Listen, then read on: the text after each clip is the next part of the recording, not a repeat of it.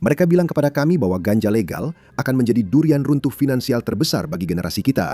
Sebuah demam hijau, industri yang begitu menguntungkan hingga akan menghancurkan kartel dan menciptakan miliarder dalam semalam.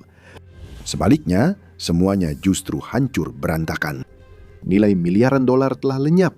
Dan saat ini, jika Anda masuk ke gerai ganja legal, ada kemungkinan 75% tempat itu sedang merugi. Ini bukan sekadar penurunan. Industri ganja legal sedang dihancurkan secara sistematis dari dalam. Bab 1. Kota Hantu. 131 miliar dolar. Ketika ganja dilegalkan, janjinya sederhana. Keuntungan besar, pertumbuhan cepat, dan industri korporat baru dalam semalam. Namun lebih dari 131 miliar dolar nilai pemegang saham telah lenyap. Gerai ganja legal di seluruh negeri, di Los Angeles, Denver, atau Detroit, sedang merugi besar. Dan menurut Whitney Economics, hanya 24% bisnis ganja legal yang saat ini menghasilkan keuntungan. Di industri normal manapun, tingkat kegagalan seperti itu akan memicu sidang kongres dan restrukturisasi darurat. Di industri ganja, itu justru menjadi patokan dasar. Kegagalan ini tidak ada hubungannya dengan orang Amerika yang menginginkan lebih sedikit ganja. Keruntuhan ini berakar pada satu kesalahan mendasar.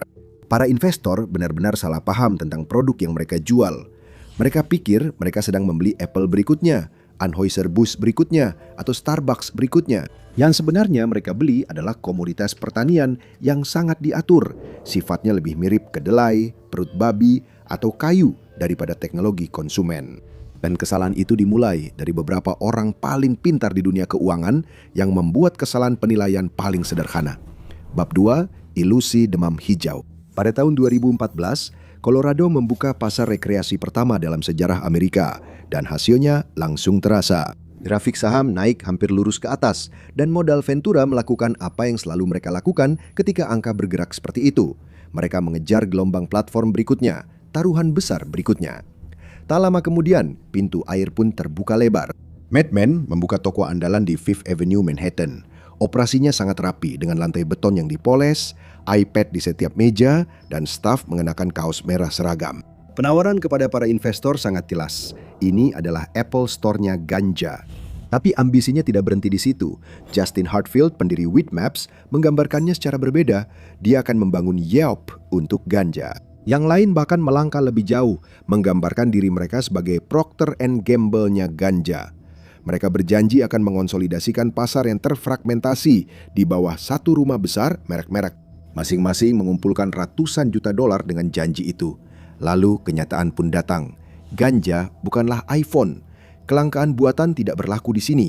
Tidak ada yang menghalangi pesaing untuk menanam produk yang sama hanya beberapa mil jauhnya dan menjualnya dengan harga lebih murah. Di pasar legal utama, harga grosir ganja telah anjlok sekitar 85% sejak tahun 2015.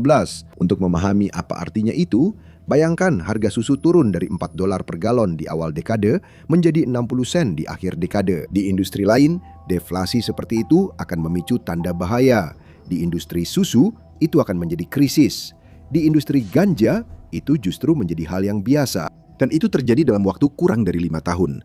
Mad Men mengajukan kebangkrutan dan dijual per bagian. Padahal dulu perusahaan ini pernah bernilai hampir 2 miliar dolar. Pada puncaknya di awal tahun 2018, saham Mad Men diperdagangkan di atas $7 per lembar di bursa Kanada. Pada tahun 2024, ketika perusahaan itu runtuh, nilainya kurang dari 1 sen. Saham Tilray telah kehilangan lebih dari 95% dari nilai puncaknya. Toko Apple untuk ganja menjual produk yang tidak berbeda dengan kantong yang dijual anak SMA dari tas punggungnya. Hanya saja ada pajak tambahan sebesar 38% di atasnya. Tapi kelebihan pasokan hanyalah setengah dari penyebab kehancuran mereka. Setengah lainnya datang dari entitas yang seharusnya melindungi mereka. Bab 3. Hukuman mati dari IRS. Pada tahun 1981, seorang pengedar narkoba bernama Jeffrey Edmondson masuk ke pengadilan pajak Amerika Serikat di Minneapolis dan menang. IRS telah menangkapnya dan mencoba memajaki penghasilannya dari bisnis gelap, jadi dia memutuskan untuk melawan. Dia mencantumkan dirinya sebagai wira swasta. Dia bahkan mencoba mengurangkan biaya timbangan, sewa, dan panggilan teleponnya sebagai pengeluaran bisnis biasa. Hakim melihat kode pajak dan memutuskan mendukungnya. Potongan tersebut sah dan penghasilannya tetap kena pajak. IRS harus mengizinkannya. Pengadilan pidana tidak sebaik itu. Edmondson dijatuhi hukuman 4 tahun penjara karena distribusi kokain, tetapi kasus pajaknya tetap berlaku. Kongres kehilangan akal sehatnya. Dalam beberapa bulan, para pembuat undang-undang menulis satu paragraf ke dalam Kode Pendapatan Internal yang dirancang untuk memastikan para pengedar narkoba tidak bisa melakukan trik itu lagi. Mereka menyebutnya Pasal 280E dan memikirkan Pablo Escobar 43 tahun kemudian. Orang-orang yang membayar tagihan itu adalah para pengusaha retail parubaya di California, Colorado, dan Michigan, para ibu dengan hipotek, serta para veteran yang menjalani karir kedua. Hukum Pablo Escobar berlaku untuk seorang wanita berusia 58 tahun yang menjual pre-roll di Sacramento. Sebuah bisnis normal yang menghasilkan keuntungan $1 juta membayar IRS sekitar $210.000. Sebuah dispensari dengan keuntungan yang sama membayar $700.000. Hukum ini awalnya dirancang untuk kartel, tapi sekarang diterapkan pada toko di pojok jalan. Dan itu baru lapisan federalnya saja. Setelah California menambahkan pajak cukai, pajak penjualan, dan pajak lokal, 39 sen dari setiap dolar di sebuah dispensari LA hilang. Dan itu bahkan sebelum sewa, sebelum gaji karyawan, sebelum apapun. 2 blok dari situ, sebotol bourbon dikenakan pajak kurang dari sepertiganya. Jika sesuatu dikenakan pajak setinggi ini, orang-orang tidak berhenti membeli. Mereka hanya berhenti membeli secara legal, dan pasar alternatif itu pun meledak. Bab 4, Kekaisaran. Bayangan kejutan menang. Pasar ganja ilegal di California menghasilkan sekitar $8 miliar per tahun.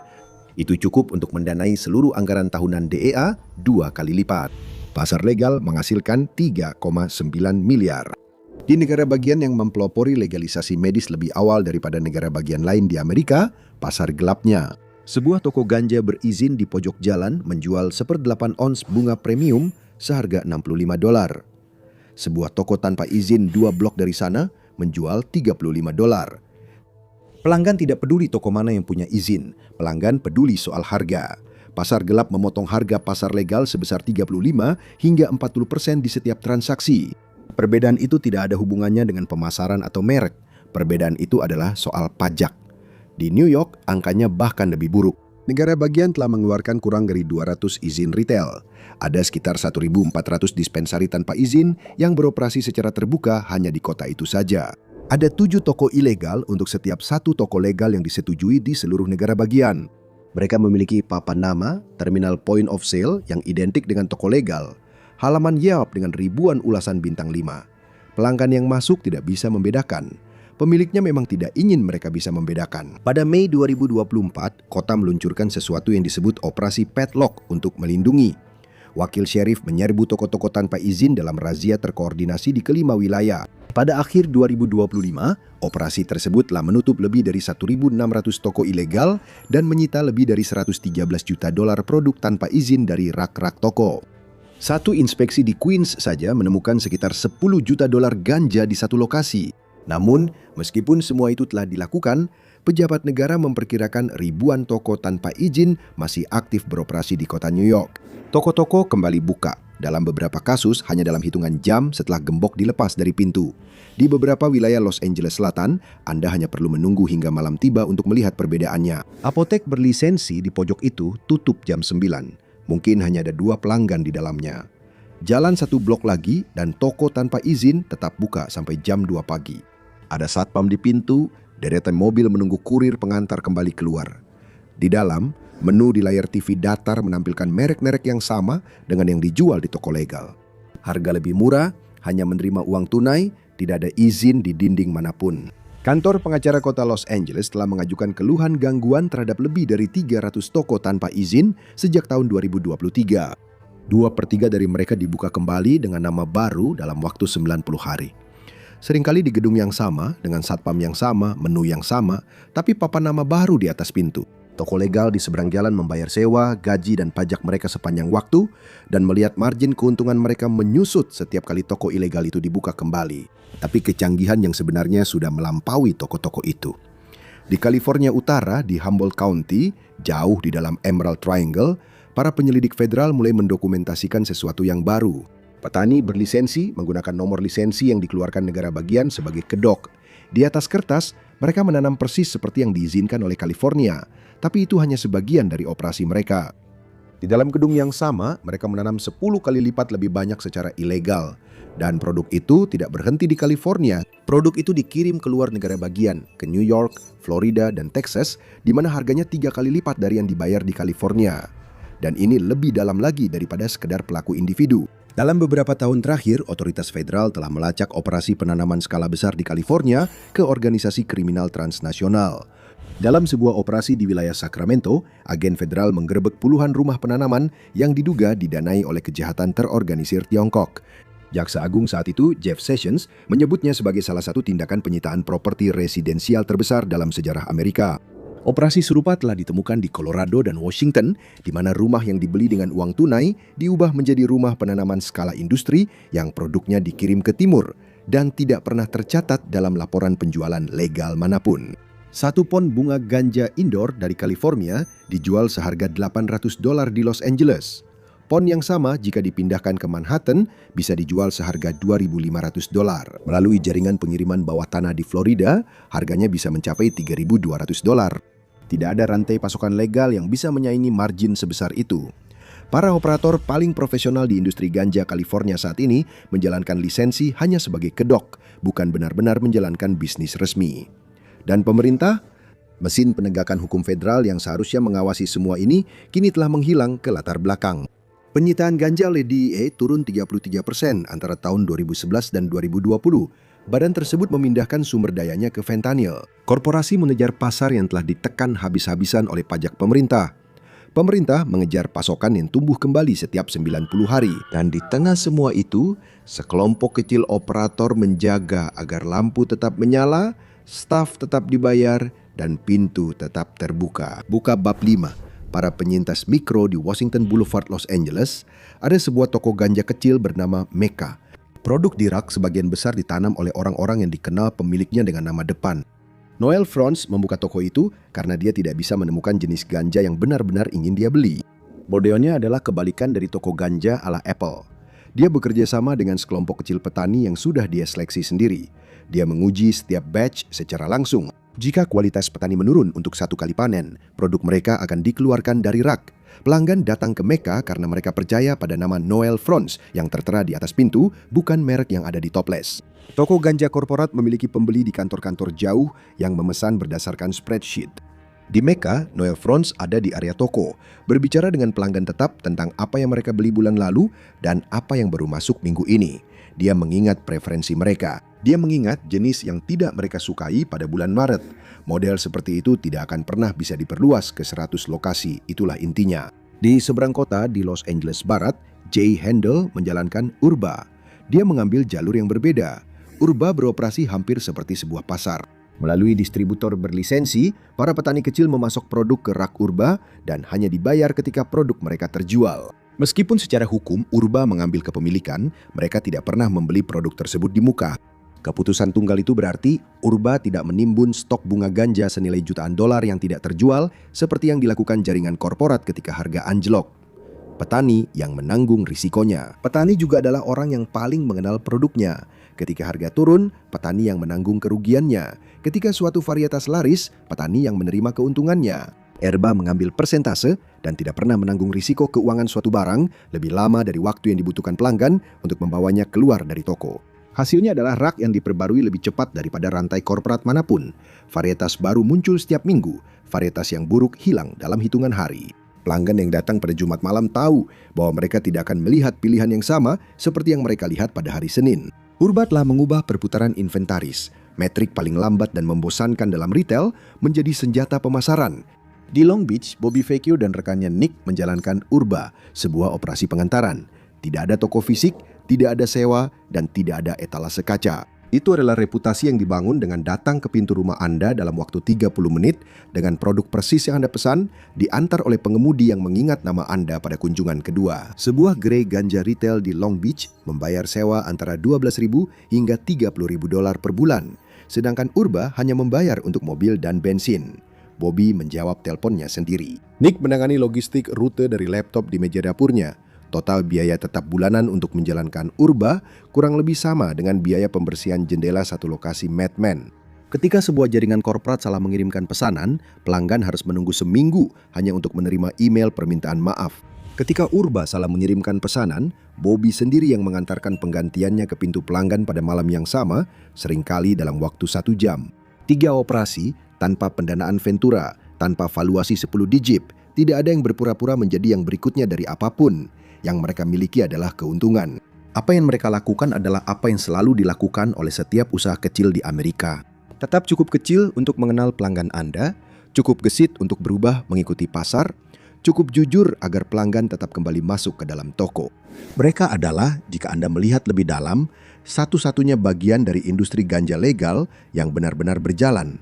Dan sistemnya akan berubah lagi. Perubahan itulah yang akan mengakhiri mereka. Bab 6, pengambil alihan oleh Big Pharma. Semuanya dimulai dengan satu tanda tangan pada 18 Desember 2025. Pagi itu, administrator DEA menandatangani aturan final yang secara resmi memindahkan ganja dari jadwal 1 ke jadwal 3 dalam Undang-Undang Zat Terkendali. Untuk 280E, perubahan itu adalah pukulan mematikan. Tarif pajak efektif 70% yang telah membunuh para pelaku usaha legal selama 1 dekade tidak lagi berlaku. Industri ganja merayakan, saham-saham melonjak. Tilray, Canopy, Curaleaf, semuanya naik 20% dalam sehari. Publikasi perdagangan memuat judul utama tentang Fajar Baru. Twitter dipenuhi oleh para pendiri yang memposting emoji sampanye. Lalu, kesadaran pun muncul. Schedule 3 adalah klasifikasi hukum yang sama dengan ketamin, Tylenol dengan kodein, dan steroid anabolik. Yang berarti, ganja secara hukum menjadi produk medis yang diatur secara ketat. Obat resep yang belum disetujui tidak bisa dijual, seperti cara mereka menjualnya. Model yang telah disempurnakan oleh Urba tetap merupakan pelanggaran langsung terhadap hukum federal. Mobil pengiriman tanpa tanda milik Bobby masih melakukan pelanggaran perdagangan federal, hanya saja di bawah seperangkat aturan yang berbeda. Farmasi memerlukan fasilitas produksi yang disetujui FDA, data uji klinis, jejak audit, biaya kepatuhan yang bisa memberatkan pelaku usaha kecil. Dan Noel tidak punya uang sebanyak itu. Bobby juga tidak. Begitu juga Erba. Tidak ada operator independen di pantai barat yang mampu membayarnya. Mereka langsung tersingkir begitu aturan itu diberlakukan. Tapi perusahaan farmasi besar bisa. Pada tahun 2018, FDA menyetujui obat yang berasal dari ganja untuk pertama kalinya dalam sejarah Amerika. Obat itu bernama Epidiolex.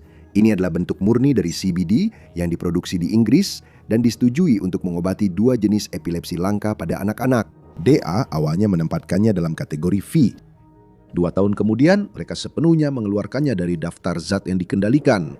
Harga resmi untuk 1 tahun Epidiolex adalah $32.500 per pasien. Senyawa yang sama dalam bentuk mentahnya bisa dibeli di gerai ganja berizin di California dengan harga yang jauh lebih murah. Senyawanya tidak berbeda, tanamannya juga tidak berbeda. Yang berubah adalah kategori regulasinya. Begitu sebuah produk masuk ke dalam kolom farmasi pada pembukuan, harganya akan seperti obat farmasi, dijual seperti obat farmasi, dan dilindungi seperti obat farmasi. Altria sudah memiliki saham bernilai miliaran dolar di Kronos. British American Tobacco memiliki hampir 30% saham produsen ganja Kanada, Organigram.